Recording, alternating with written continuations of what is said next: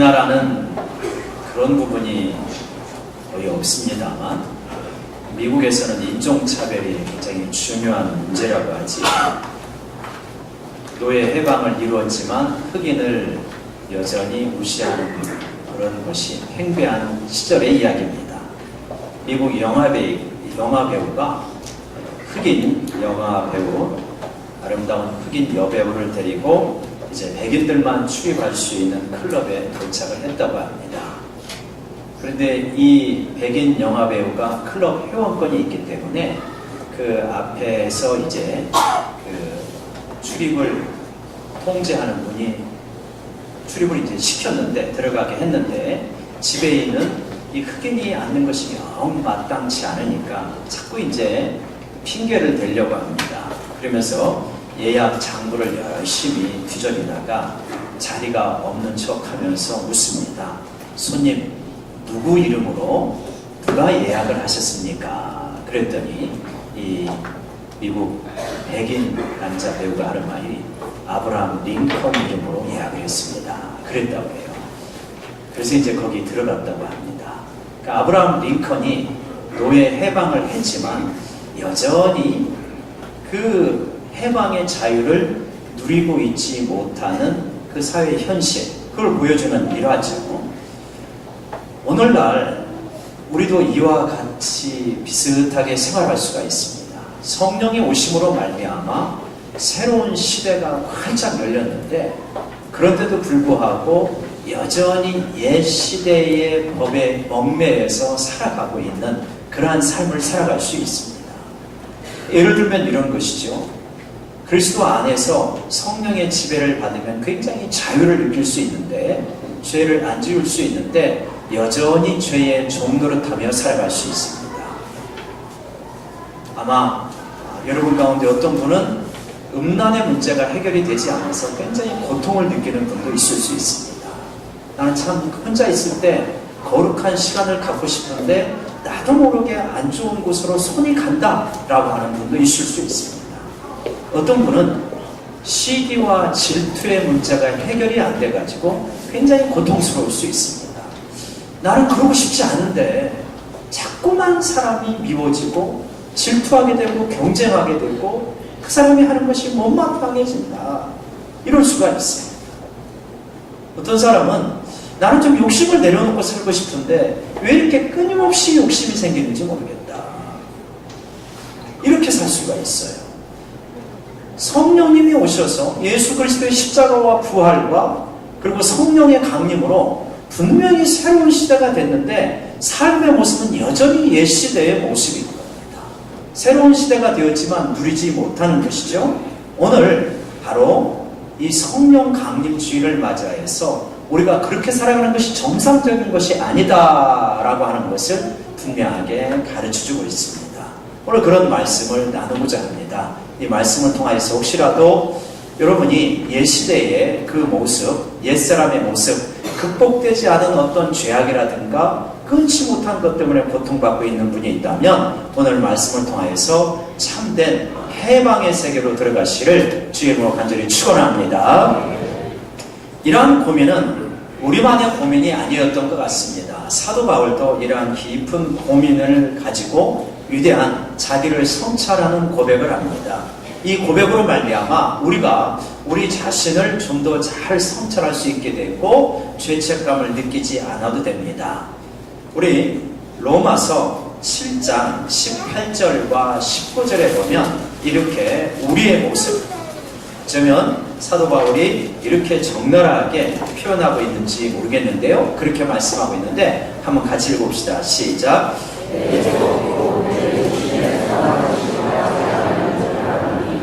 원함은 내게 있으나 선을 행하는 것은 없노라. 내가 원하는 바 선은 행하지 아니하고 도리어 원하지 아니하는 바 악을 행하는도다. 예. 로마서 7장 18절과 19절, 무슨 말씀을 하고 있냐면 내가 진정으로 원하는 것이 있다는 것입니다. 그거는 뭐냐? 선이라는 거예요. 내가 진정으로 원하는 것은 선인데 행하는 것은 뭐냐? 악이다라고 하는 것입니다. 이것이 나의 딜레마다, 이렇게 말합니다. 근데 이게 왜 이렇게 생기냐? 내 안에 죄가 있어서 나를 그렇게 끌고 간다고 말합니다. 여러분, 우리가 어떤 문제를, 죄의 문제를 극복하지 못하고 반복하게 되어지면 굉장히 우리 자신에 대해서 죄책감을 갖게 되고 우리의 자존감은 땅에 떨어지고 나를 어떻게 생각하냐면, 야, 나는 참 악하구나, 나는 참 나쁜 사람이구나, 이렇게 생각합니다. 내가 죄를 사랑한다고 생각합니다. 왜냐? 행동하는 것이 그러니까. 내가 죄를 사랑하지 않으면 어떻게 이럴 수가 있을까? 이런 생각을 하게 되어집니다. 그런데 오늘 말씀을 보면 그렇지 않다는 거예요. 네가 죄를 사랑하는 게 아니라는 거예요. 그리고 네가 만약에 죄를 사랑한다면 어떻게 되겠습니까? 죄를 사랑한다면 죄를 짓고 그렇게 고통스러워하지 않게 되어집니다.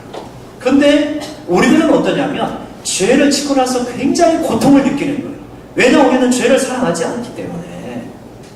만약에 어떤 사람이 정말 이렇게 죄를 짓고 나서 누군가를 실컷 미워하고 누군가를 향해서 막 원망하고 불평을 다 하고 난 다음에, 아이고 시원하다, 내가 참 이 사명을 다 감당했구나, 그리고 다리 쭉 뻗고 자는 사람 있겠습니까? 절대로 그럴 수 없습니다. 우리 안에 성령님이 계시는 사람은 굉장히 고통스러워요. 내가 왜 또 그랬을까? 우리 가운데 누가 음란물을 보고 아 시원해, 뭐 이러는 사람이 있을까요? 굉장히 고통을 느끼게 되죠. 왜냐? 내가 그것을 하기는 했지만 진짜 원하는 것은 내가 그게 아니거든요. 그렇게 말하고 있습니다. 그런데요, 반대로 내가 만약에 찬양을 하고 말씀을 읽고 또 마음껏 기도하고 말씀대로 순종하고 봉사하고 헌신하고 그러면 어떻게 되냐면 굉장히 마음속에서 기쁨이 샘솟아요. 왜냐? 내가 그거를 진짜 원하는 것이니까. 사람은 자기가 진짜 원하는 것을 해야 신이 나고 기쁨이 생기게 되어 있습니다. 그러니까 우리는 어떤 사람이냐면 진짜 원하는 것은 하나님을 사랑하고 그분의 말씀을 사랑하고 그 뜻대로 살아가는 걸 원하는 게 우리가 진짜 원하는 것입니다. 믿으십니까?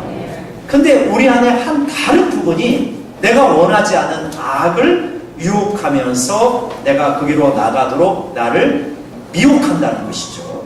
그러니까 우리가 이걸 보면서 한 가지 분명하게 깨달아야 되는 것이 있구나. 그걸 알 수 있어요. 그건 뭐냐면, 아, 나는 비록 현실적으로 현상적으로는 죄를 범하는 순간이 있지만, 악을 행하는 순간이 있지만 진짜 내가 원하는 것은 선이구나. 고로 나는 상당히 좋은 사람이구나. 지금 현재의 모습은 그렇다 할지라도 속사람은 진짜 좋은 사람이구나. 이거는 우리가 분명히 깨달아야 되는 것입니다. 믿으십니까? 네. 그래서 우리는 진짜 그걸 원해요. 근데 현실적으로는 그런 모습이 있어요. 그래서 우리가 한번 때로는 우리의 넘어지는 모습 때문에 주저앉고 좌절할 수 있는 옆 사람에게 한번 격려합시다. 이렇게 한번 격려하고 축복했으면 좋겠어요. 알고 보니 당신이 좋은 사람이네요. 시작. 알고 보니 당신이 좋은 사람. 우리가 좋은 사람이에요. 근데 연약한 부분과 악한 부분이 있어요. 죄에 굴복을 합니다. 그래서 죄를 지어요. 근데 이제 혹시 아직 이런 분이 있다면 심각해져요. 아, 나는 죄 짓는 게 사실은 진짜 좋은데 죄 져도 나는 마음에 고통이 하나도 없는데, 그러면 그분은 진짜 애통해야 됩니다. 근데 그런 분이 여기 있을 리가 만무하지요.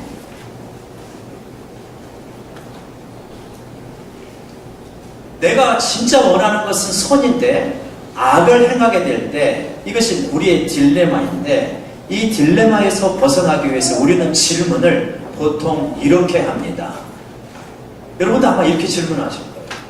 어떻게 해야 여기에서 벗어날 수 있을까?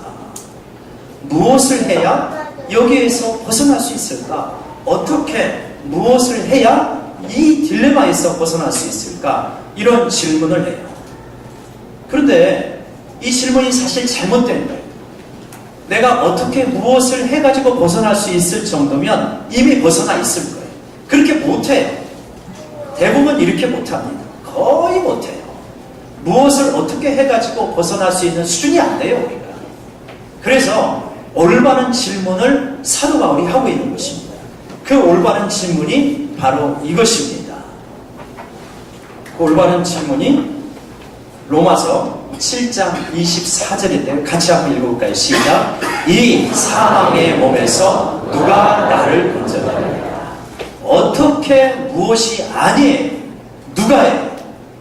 그러니까 내 힘으로 극복할 수 있는 게 아니라 외부에 있는 다른 존재가 이 나의 실존적인 딜레마에서 나를 벗어날 수 있게 하게 된다.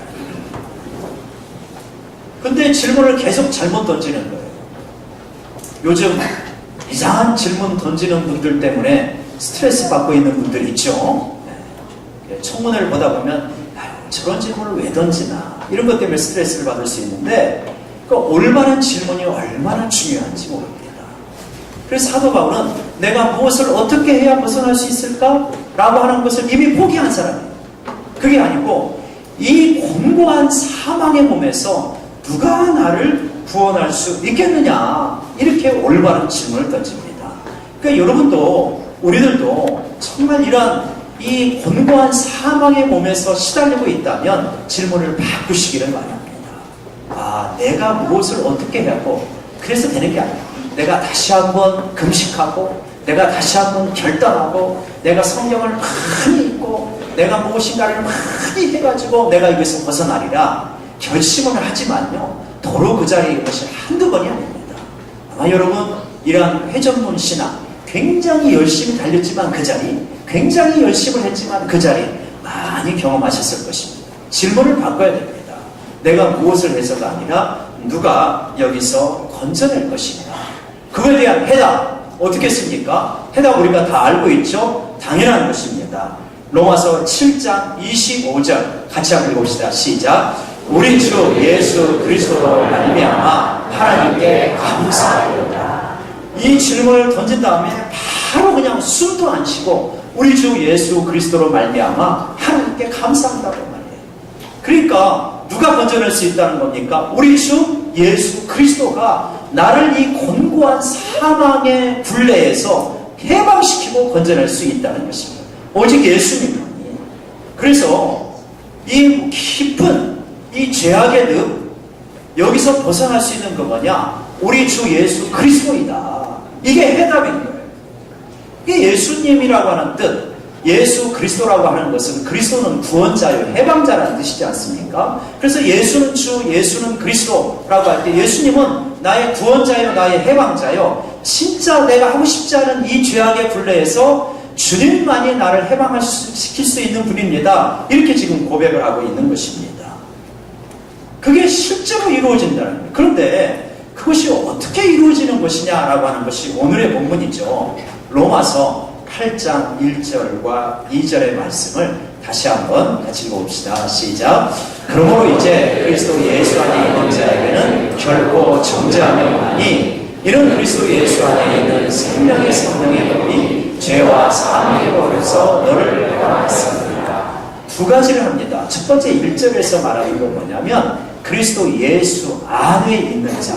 그러니까 그리스도 예수가 우리 해방자라고 했는데 그래서 해방자인 예수님을 믿고 그 안에 머무는 자들에게는 첫 번째 역사가 있는데 뭐냐? 정죄함이 없다는 것입니다. 한번 따라합시다. 정죄함이 없다. 정죄함이 없다. 아무리 어떤 심각한 죄를 지어도 아무리 악한 중독에 빠졌다 할지라도 그리스도 예수 안에 있는 자에게는 정죄가 없다는 것입니다. 죄가 유죄라고 판결을 받지 않는다는 거예요. 이거는 엄청난 것입니다. 여러분, 우리의 지난날의 삶들을 바라보면 내가 지금 이렇게 말을 하는 것 자체가 참 가증스럽구나 하는 순간들이 있을 거예요. 여러분, 아무리 깨끗하게 살아온 사람도 청문회에 갖다 놓고 탈탈탈 터니까 먼지가 얼마나 많이 나옵니까? 제가 볼 때는 우리보다 훨씬 잘 사는 사람들 같은데, 저는 오늘 칼럼에도 썼습니다만 우리 청문회 갖다 놓고 이 세상에 청문회 갖다 놓고 털털 털면 어떨까요? 이거 부끄러워서 교회 못 나올 것 같은데요. 이제 그런 정도가 아니고 하나님의 보좌 앞에 가서 청문회 있고 천사들이 만약에 우리를 털어댄다면 어떻게 될까요? 아이고 뭐 빨리 걸어가나 살려라 하고 천국에서 도망가겠죠, 지옥으로. 그게 우리 수준 아니겠습니까? 나는 깨끗하고 의로워서 얼마든지 자기 주장할 수 있다는 사람은 이 세상에 한 사람도 없습니다. 그러한 우리의 그 모든 흉측한 죄들이 있는데 그리스도 예수 안에 머물게 되어질 때, 그리스도 예수를 믿고 그리스도인과 연합하게 될 때 결코 뭐가 없냐? 정죄함이 없다. 즉 유죄 판결이 없다라고 하는 것입니다. 그래서 아무리 심각하고 악한 죄를 지었다 할지라도 굉장히 떳떳하게 어깨를 뻐기면서, 목을 뻐기면서 나 당당해요 이렇게 말할 수 있다는 것입니다. 이거 엄청난 거죠. 어떻게 그렇게 가능하냐? 로마서 7장에서 이렇게 비유를 합니다. 어떤 여인에게 남편이 있는데 그 남편이 두 눈 멀겋게 살아있는데 남편 두고 다른 남자에게 가게 되면 가능한 것이다. 당연하죠. 그런데 그 남편이 죽었다. 그러면 그 여자가 다른 남편에게 이 시집을 가는 것은 가능한 거냐? 전혀 상관이 없다. 이런 비유를 합니다. 옛 남편이 누구라는 겁니까? 옛 남편이 율법이라는 거예요. 새 남편은 누굽니까? 예수님이라는 것입니다. 그래서 율법이 있기 때문에, 법이 있기 때문에 네가 그 법대로 살지 못하고 법을 어겼기 때문에 유죄다라고 하는데 그 율법이 죽어버렸다. 이렇게 말하면 우리가 이해가 굉장히 쉬운데 그게 아니고 율법은 죽을래야 죽을 수가 없는 거예요. 왜냐? 율법은 하나님의 속성이 드러나는 거예요. 하나님이 거짓말하지 마라. 그런데 그게 하나님의 속성이거든요. 그런데 그냥 니네들이 안 되니까 할 수 없다. 거짓말해도 괜찮다고 해줄게. 그렇게 하는 게 아닙니다. 거짓말하지 말라 하는 것은 영원히 있는 거예요. 하나님의 법은.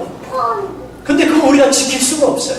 그래서 하나님께서 어떤 방식을 취하셨냐면 우리를 예수 그리스도 안에 묶으셔가지고 이 죄값에 대해서 다 죽는 방법을 취했습니다. 그래서 율법에 대해서 네가 죽었다고 말하는 거예요. 예수님과 함께 죽어버렸다. 여러분, 아무리 내가 채무가 많아도, 부채가 많아도 내가 죽고 나면 채권자가 어떻게 할 수 있는 방법이 없습니다. 채권 추심을 할 수가 없어요. 죽고 나면. 그러지 않습니까? 율법은 나한테 요구할 게 굉장히 많은데 죽을 때까지 요구할 게 율법인데 내가 그리스도와 함께 율법에 대해서 죽어버리고 예수님이 내 죄값을 다 지불했습니다. 그래서 율법이 더 이상 나에 대해서 요구할 게 있다 없다? 없다. 그래서 그리스도 예수 안에 있는 자들은 결코입니다. 결코 정죄합니다. 완전히 그리스도 안에서 깨끗하게 의롭게 되었다라고 이렇게 말씀하고 있는 것입니다. 여러분, 이 대목에서 할렐루야를 외치시기를 간절히 원합니다. 할렐루야! 깨끗해졌습니다. 근데 이거 알면 진짜 놀라운 것입니다. 이거를 깊이 새기면 새길수록 얼마나 우리가 자유로운 존재인지 느낄 수 있게 되어지는 것입니다. 그리고 이제 두 번째로 뭘가 말하냐면 2절에서 네가 적용되는 법이 바뀌었다고 말합니다. 예전에는 죄와 사망의 법에 굴복해 살았습니다. 그런데 그리스도와 함께 죽고 그리스도와 함께 부활함으로 말미암아 생명을 가져다주는 성령의 법의 지배를 받고 살아갑니다. 법은 원리라고 해도 틀림이 없습니다. 법칙, 원리 이런 뜻입니다. 비유적으로 설명하면 이렇습니다. 자, 우리가 어떤 사람이 아무리 운동신경이 좋고 날래다 할지라도 우리 교회 건물 옥상에서 뛰어내리면 어떻게 되겠습니까? 거의 사망이라고 봐야 될 것입니다. 그러지 않겠습니까? 왜요? 중력의 법칙에 지배를 받으니까. 그러니까 뛰어내리면 2층에서 뛰어내려도 다리가 부러질 확률이 많죠. 중력의 법칙을 지배를 받습니다. 이게 죄와 사망의 법입니다. 뛰어내리면 다치고 죽고 이렇게 되죠. 그런데 뛰어내리기는 뛰어내리는데 행글라이더를 여기다 딱 달고 뛰어내린다고 합시다. 그러면 나를 밑으로 끌어내리는 중력의 법칙을 초월해가지고 기류의 흐름을 따라서 오히려 더 푸른 창공을 향해서 불악산을 향해서 쭉 날아갈 수가 있는 것입니다. 이렇게 뛰어내리지만 땅에 부딪히는 것이 아니라 오히려 새로운 법의 지배를 받으면서 그거를 따라서 불확산을 향해서 날아갈 수 있는 것, 이것이 바로 우리의 영적인 생활이다라고 이렇게 말합니다. 여러분, 뛰어내리면서 나는 안 다칠 거야 하고 뛰어내리는 사람 아무리 믿습니다 해도 안 됩니다. 그거는 안 되는 거죠.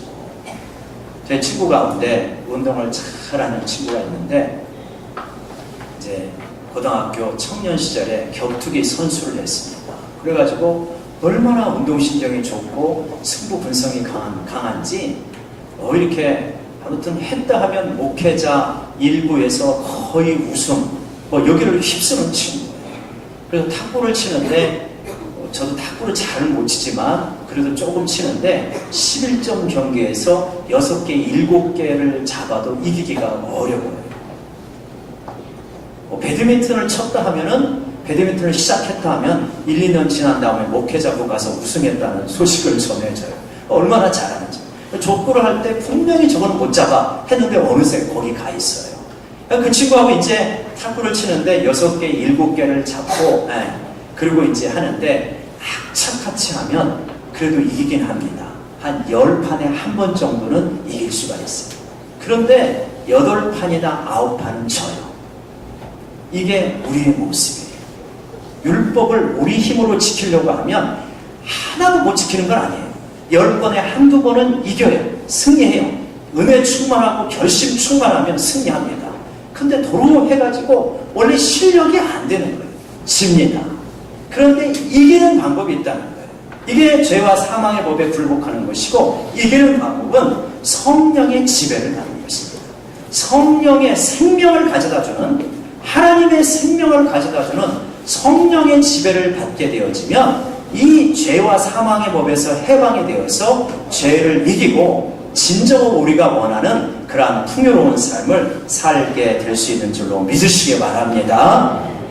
이게 실제로 누리게 되어지는 것입니다. 이론적인 게 아니에요.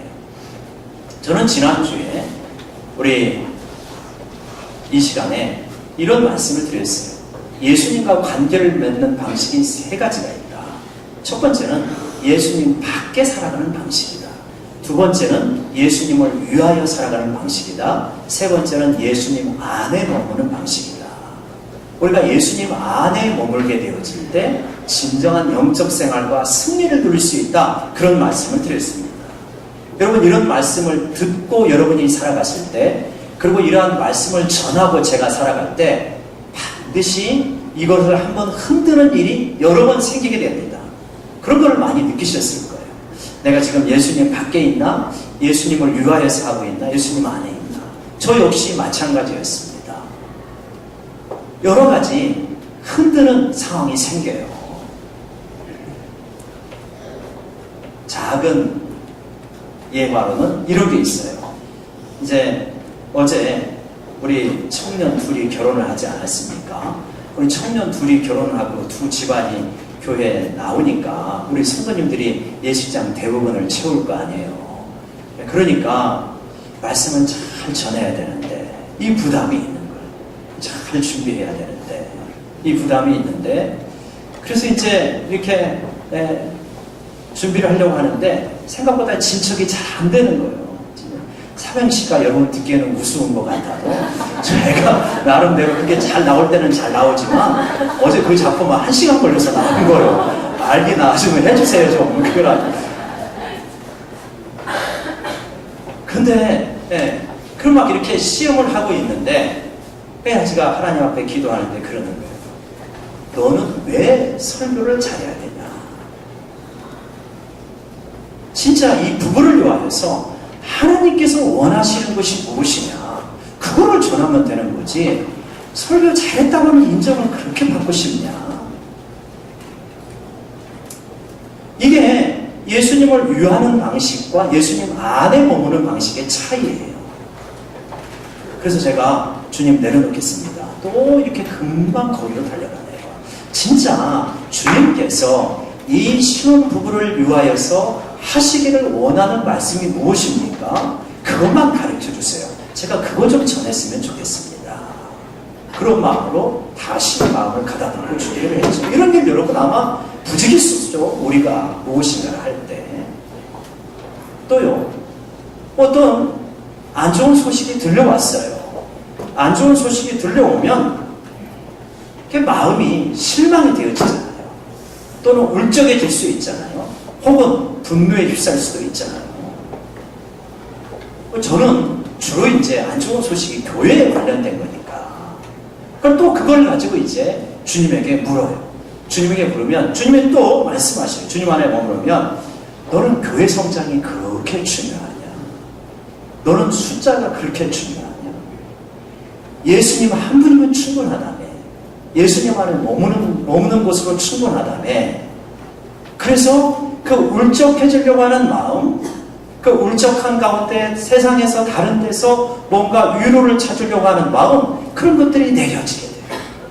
맞습니다, 주님. 저는 주님 한 분으로 충분한 사람입니다. 저는 주님만 필요합니다. 주님을 바라보겠습니다. 그러면서 달콤한 유혹이든 뭐 어떤 것이든 간에 우리를 끊임없이 외부에서 공격하는 이러한 것들, 저 같은 경우는 좀 더 이게 교회 언저리 안에서 이루어지는 거겠지만 우리 성도님들은 다르겠죠. 가정에서도 있고 특별히 이제 회사나 바깥에 사업을 할 때나 이럴 때 굉장히 그런 것들이 많겠죠. 그러할 때 진짜 우리가 질문하는 것입니다. 나는 생명을 주는 성령의 법의 지배를 받는 것인가? 아니면 정말 내 힘으로 살아가는 그런 법의 지배를 받는가? 나는 예수님 안에 있는가? 그러면서 예수님 안에 머무르려고 하면 생명을 가져다주는 성령이 나에게 자꾸만 그런 깨우침을 주면서 나를 여기로 이끌어가는 걸 느끼게 되어집니다. 그게 뭐냐면 로마서 8장 1, 2절을 쭉 지나고 나서 로마서 8장 5절에서 로마서 8장 6절에서 이렇게 말합니다. 우리 같이 한번 읽을까요? 시작. 육신의 생각은 사망이요 영의 생각은 생명과 평안입니다. 육신의 생각은 사망이에요. 아무리 그럴듯한 것 같아도 사망입니다. 그러나 영의 생각, 성령의 지배 가운데 내 생각이 주님이 기뻐하시는 방식대로 이끌어지면 내 안에 생명력이 충만하게 돼요. 신적인 생명력이 충만하게 됩니다. 그리고 이 세상의 환경이 어떻게 할 수 없는 평안이 밀려오게 되어집니다. 그러면서 어떻게 되냐? 우리가 죄를 짓는 이유는 여러 가지가 있어요. 그 중에 하나가 뭐냐면 죄를 통하여서 거짓된 위로를 얻으려고 하는 것입니다. 거짓된 만족을 죄를 통하여서 얻으려고 하는 거예요. 그 거짓된 만족을 자꾸 추구하다가 중독에 빠져버리는 것입니다. 그런데 우리가 진짜 원하는 그게 아니에요. 진짜 원하는 것은 성령의 지배 가운데서 생명과 평안을 얻는 것이라는 것을 우리 전체가, 우리 깊숙한 곳에 있는 자아가 우리에게 속삭여 줍니다. 그걸 해가지고 네가 만족하지 못한다. 죄를 짓고 금방 고통을 느끼니까. 근데 그걸 잘 벗어나지를 못하는데 성령의 지배를 자꾸 받기 시작하고 주님 안에 머무르면서 성령님께서 들려주시는 음성에 귀를 기울이고 반응하기 시작하면 여기서부터 벗어나는 것이 그렇게 어렵지 않다고 하는 것을 느끼게 되어진다. 여러분 이것을 믿으시기 바랍니다. 그래서 예수님 안에 머무는 것이고요. 생명을 가져다주는 성령의 지배를 받게 되어지는 것입니다. 완전히 여러분 우리는 새로운 존재가 되어집니다. 이것은 실제입니다. 성령의 오심으로 말미암아 예수님이 십자가에 죽으시고 부활하시고 성령의 오심으로 말미암아 우리가 완전히 새로운 시대를 살게 되었습니다. 우리가 그리스도 예수 안에 있고 성령의 지배를 받으면 새로운 피조물이 되어지고 죄에서부터 실제적인 해방, 실제적인 자유를 느끼게 되어집니다. 나를 그렇게 오랫동안 괴롭혔던 음란, 나를 그렇게 오랫동안 고통스럽게 했던 시기와 질투와 원망, 나를 그렇게 오랫동안 힘들게 했던 어떤 나의 격한 기질, 또 과거의 상처, 혹은 나를 평생 동안 그렇게 낙심하게 했던 우울한 기질, 이 모든 것들 있잖아요. 이런 것으로부터 성령의 지배를 받으면 차츰차츰 벗어나고 자유로운 존재가 되고 생명과 평안이 충만해지게 된다는 것을 우리 모두 다 누리시기를 원합니다. 그 누림의 세계로 나아가는 저희 모두가 되기를 축원합니다.